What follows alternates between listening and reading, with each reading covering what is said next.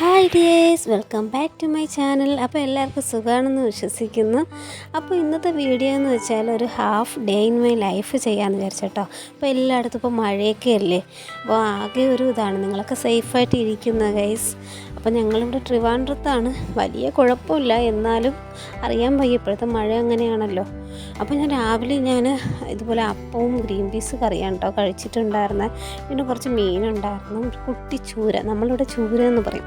അപ്പോൾ ആ സാധനം ഉണ്ടായിരുന്നു. അപ്പോൾ അത് കുറച്ചെടുത്തിട്ട് പൊരിക്കാനും വെച്ചിട്ട് കുറച്ച് കറിക്ക് വെക്കാനും കൂടെ എടുത്തിട്ടുണ്ടായിരുന്നു, കുറച്ച് കഷ്ണമാക്കിയിട്ട്.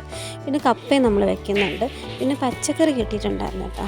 അപ്പം ഞാൻ കരുതി ഒരു തോരൻ വെക്കാമെന്ന്. അപ്പം ഞാൻ ക്യാരറ്റ് എടുത്തിട്ടുണ്ടായിരുന്നു, തോരൻ ഒരു 2-3 ക്യാരറ്റ് എടുത്തിട്ടുണ്ടായിരുന്നു.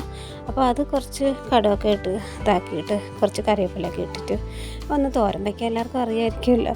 അപ്പോൾ ഒന്ന് തോരൻ വയ്ക്കാമെന്ന് വിചാരിച്ചു. അപ്പോൾ ആകെ മൊത്തം ഒരു 11 മണി കഴിഞ്ഞ സമയത്താണ് ഞാൻ ഇതുപോലെ ഒരു വ്ളോഗ് എടുക്കാമെന്നൊക്കെ വിചാരിച്ചു കേട്ടോ. അങ്ങനെ ആദ്യമായിട്ടാണ് ഇങ്ങനെ ഒരു വ്ളോഗ് എടുക്കുന്നത്. അപ്പോൾ ഞാൻ ഇതുപോലെ വെക്കാനൊക്കെ വിചാരിച്ചു. അപ്പോൾ ഇപ്പോഴും കാലാവസ്ഥ ഒരു ഇതായിട്ട് ഇരുണ്ട് കിടക്കുകയാണ് കേട്ടോ. അപ്പോൾ ഞാനതിൽ കുറച്ച് ഉപ്പൊക്കെ ഇട്ട് കൊടുത്തിട്ടുണ്ട് ക്യാരറ്റിൽ. അതൊന്ന് നമുക്കൊന്ന് ഇതാക്കി വയ്ക്കാം. അപ്പോഴേക്കും ഞാൻ മുരിങ്ങയ്ക്ക ഇട്ട് കൊടുക്കുക കേട്ടോ. നമ്മളവിടെ മുരിങ്ങയ്ക്ക എന്നാണ് പറയുന്നത്. അത് മീൻ കറിയിൽ ഇട്ട് കൊടുത്തിട്ടുണ്ടായിരുന്നു. പിന്നെ നമ്മൾ തോരൻ ഏകദേശം റെഡി ആയിട്ടുണ്ട്. അപ്പോൾ നമ്മൾ കുറച്ച് തേങ്ങ വെച്ചിട്ടുള്ള അരപ്പൂടെ ഇട്ടിട്ടുണ്ടായിരുന്നു.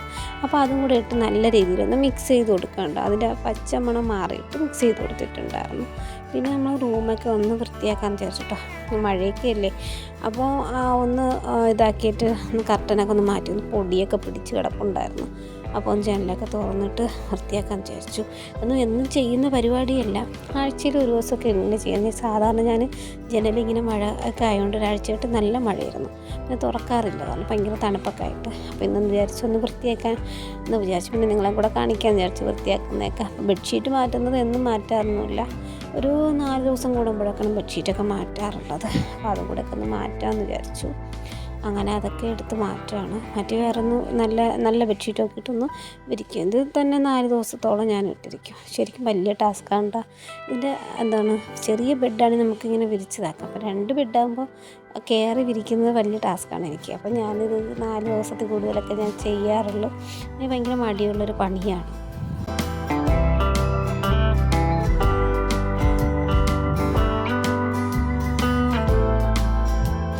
അപ്പോൾ ബെഡ്ഷീറ്റൊക്കെ വിരിച്ച് കഴിഞ്ഞിട്ട് ഞാൻ തൂത്തിറക്കാമെന്ന് വിചാരിച്ചു. മഴയൊക്കെയാണ്, എന്നാൽ പോലും പൊടി അധികം അടിക്കാത്തൊരു സ്ഥലമാണ്, എന്നാലും പൊടി ഉണ്ടാവും. അപ്പോൾ എന്നൊന്ന് തൂത്തിറക്കും, നല്ല രീതിയിലൊന്ന് പൊടിയൊക്കെ തൂത്തിറക്കും.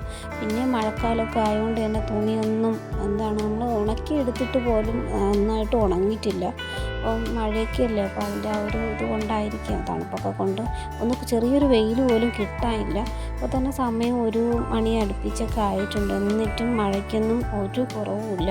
അപ്പോൾ തുണിയൊന്നും നല്ല രീതിയിലൊന്നും ഉണങ്ങി കിട്ടില്ല. എന്നാലും നമ്മൾ എങ്ങനെയെങ്കിലുമൊക്കെ ഒന്ന് വിരിച്ചിട്ട് ഉണക്കി എടുക്കും.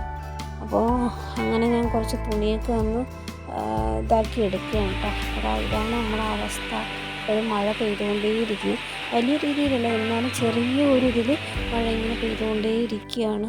അത് കഴിഞ്ഞൊന്ന് കുളിക്കാമെന്ന് വിചാരിച്ചു. അപ്പം ഞാൻ ആഴ്ചയിൽ ഒരു ദിവസം ഇങ്ങനെ തലയിൽ എണ്ണ വെച്ചിട്ടാണ് കേട്ടോ കുളിക്കുന്നത്. നമ്മൾ ചെറിയ ഈ താരനല്ല, അതുപോലെ ചെറിയ ഇതൊക്കെ ഉണ്ടല്ലോ, അപ്പോൾ അതൊക്കെ മാറാനായിട്ട് ഇങ്ങനെ എണ്ണ ഞാൻ ഡാബ്രമിലാണ് കേട്ടോ ഉപയോഗിക്കുന്നത്.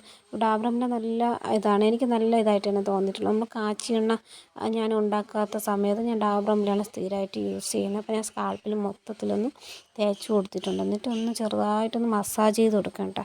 നല്ല ബ്ലഡ് സർക്കുലേഷനൊക്കെ ഉണ്ടാവും ഇങ്ങനെ മസാജ് ചെയ്യുന്ന സമയത്ത്. പിന്നെ നല്ല രീതിയിലൊന്ന് മസാജ് ചെയ്ത് കൊടുക്കണം. ആഴ്ചയിൽ ഒരിക്കൽ ആയതുകൊണ്ട് തന്നെ വേറെ പ്രശ്നമില്ലല്ലോ. ഒന്ന് മസാജ് ചെയ്ത് കൊടുക്കണം. ഞാനിത് കഴിഞ്ഞിട്ട് ഷാമ്പൂ ഒന്നും തേക്കാറില്ല ആ ദിവസം തന്നെ, കാരണം ആ എണ്ണ ഒന്ന് കിടക്കട്ടെ എന്ന് വിചാരിക്കും. അപ്പോൾ മൊത്തത്തിലൊന്ന് മസാജ് ചെയ്ത് കൊടുത്തിട്ടാണ് കുളിക്കാറുള്ളത്. അപ്പോൾ നല്ലോണം നമ്മൾ ബ്ലഡ് സർക്കുലേഷനും അങ്ങനെ നല്ല രീതിയിലൊക്കെ ആവും. നമ്മുടെ മുടിയൊക്കെ നല്ല രീതിയിൽ വളരാനൊക്കെ ഇങ്ങനെ മസാജ് ചെയ്യുന്നത് നല്ലതാണ്. അപ്പോൾ ഞാൻ കുറച്ച് മുടിയിലും കൂടെ ഒന്ന് ഇട്ട് കൊടുക്കുകയാണ്.